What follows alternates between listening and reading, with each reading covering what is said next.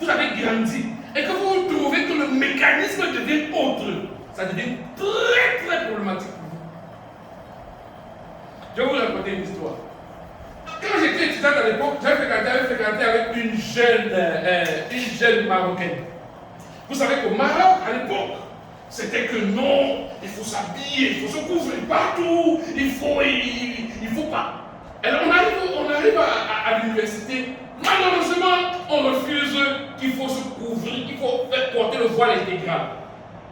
Elle a un sérieux problème.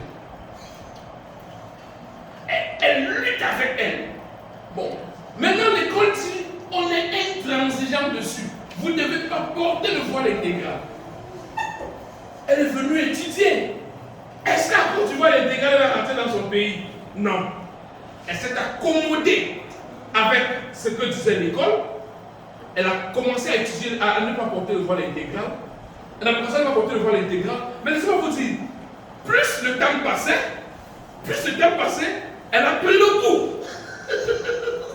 Vous voyez? Elle s'est habituée. Alors je vous parle aujourd'hui, elle ne porte même plus le voile. Elle ne s'est même porté le voile.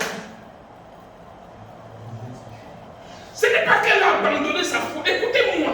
C'est pour ça que je vous dis que la foi qu'on hérite, on peut hériter la foi.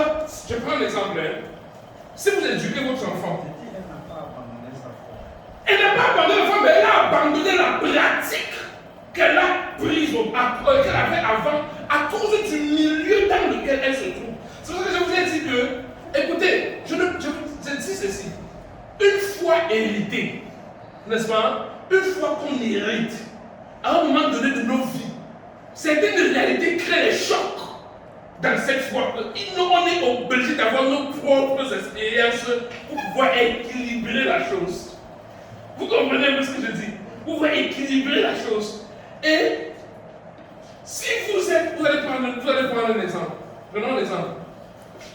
Un enfant, par exemple, un évangéliste qui quitte le Bénin et qui vient au Tchad.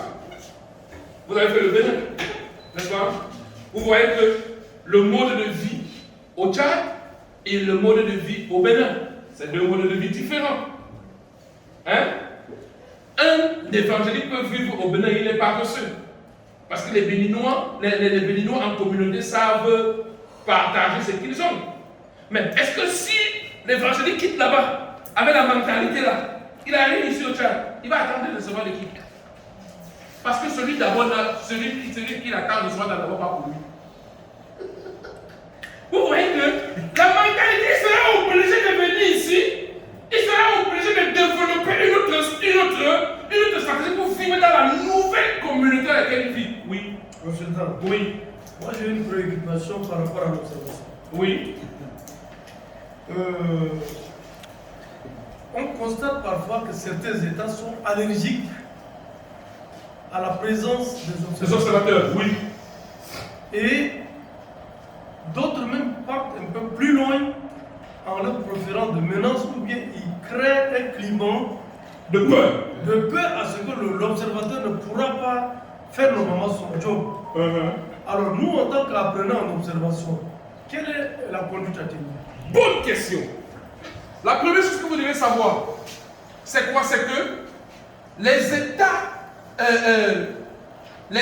qui n'ont pas une éducation en termes d'observation, ce sont eux qui voient les observateurs comme une menace. Ça, c'est la première chose. Vous savez que ce n'est pas... Je prends un exemple, par exemple, un État comme le Togo. Vous voyez? Le Togo a peur des observateurs. C'est pour ça que le Togo n'accrédite presque jamais les observateurs internationaux. Il n'accrédite pas. Pourquoi?